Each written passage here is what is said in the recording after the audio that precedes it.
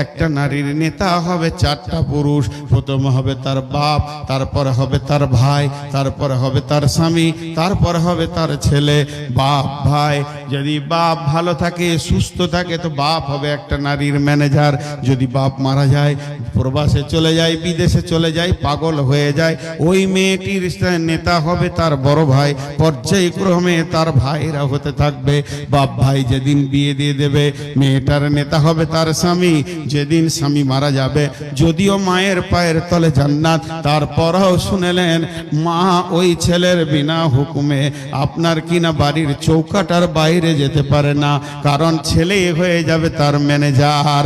এরপরে যদি কোনো মেয়ে জাহান্নামে যায়, আল্লাহ যদি কোনো মেয়েকে জাহান্নামে ফেলে, মুফাসসিররা বলছেন তার গলাতে চারটা মেয়েকে বেঁধে দেওয়া হবে।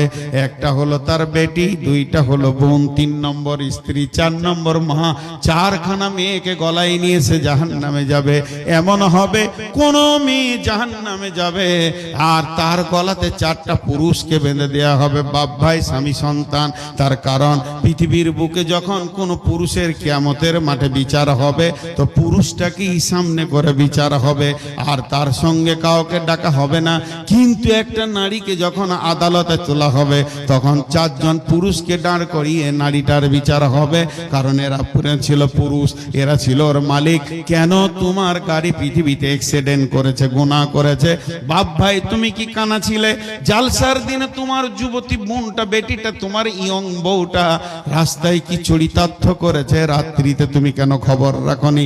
এ ব্যাপারে কিয়ামতের মাঠে প্রশ্ন হবে। অর্থাৎ যার গাড়ি অ্যাক্সিডেন্ট করে, গাড়ির মালিক ছাড়া যেমন গাড়ি কিনে বিচার হয় না, যে মেয়েটি গুনাহ করবে ওর পুরুষকে ছাড়া, ওর মালিক ছাড়া কিয়ামতের মাঠে বিচার হবে না।